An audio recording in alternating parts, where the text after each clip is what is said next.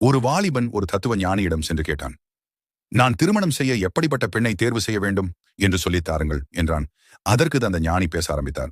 அழகானவளை முடிக்காதே, அடுத்தவன் அவள் மீது ஆசைப்படுவான். அலங்கோலமானவளை முடிக்காதே, உனக்கே அவள் மீது வெறுப்பு ஏற்பட்டுவிடும். உயரமானவளை முடிக்காதே, நீ எட்டி பார்க்க வேண்டி வரும். குட்டையானவளை முடிக்காதே, அவளுக்காக தலை குனிய வேண்டி வரும்.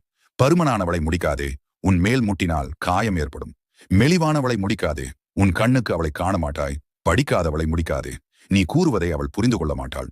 படித்தவளை முடிக்காதே, உன்னிடம் விவாதத்துக்கு வருவாள். பணக்காரியை முடிக்காதே, எடுத்ததற்கெல்லாம் எனது பணம் என்பாள்.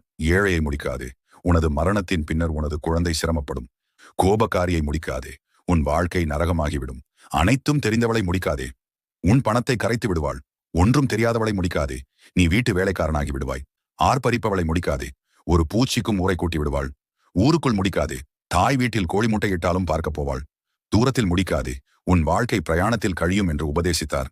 இறுதியாக அந்த வாலிபனிடம் எப்படிப்பட்ட பெண்ணை தேர்வு செய்ய வேண்டும் என்று கூறினார். வாழ்க்கை துணையை தேர்வு செய்வது புது ஆடை வாங்குவது அல்ல. அது ஒரு வாழ்க்கை பயணம். நீயும் அவளும் சேர்ந்து வாழ்க்கையை பயணிப்பது. அழகு அழிகிறது, பணம் போகிறது, கல்வி கூட வாழ்வில் எல்லாவற்றிற்கும் தீர்வு தராது. ஆனால் உன்னை உண்மையாக புரிந்து கொள்ளக்கூடியவள், உன் சிரிப்புக்கு பின்னால் உள்ள வேதனையையும் உணரக்கூடியவள், உன் நிலை கெட்டாலும் உன்னை பின்தொடரக்கூடியவள், அவள்தான் உனக்கேற்ற வாழ்க்கை துணை. அவளை தேடு, விழிகளால் அல்ல, உன் உள்ளம் உணரும் உணர்வால் தேடு.